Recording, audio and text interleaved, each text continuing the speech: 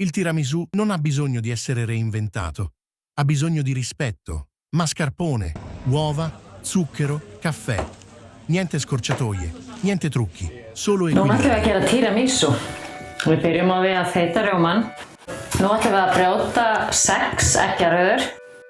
Gera smá sykursíróp, setjum það hérna í pottinn. Nú sírópið tilbúið og við hellum í hægt og rólega út í eggjarauðunar.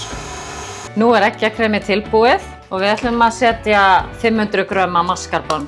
Nú blöndum við þeytta rjómanum saman við gyrnilegt Lady Fingers og bleytum á upp í kaffi.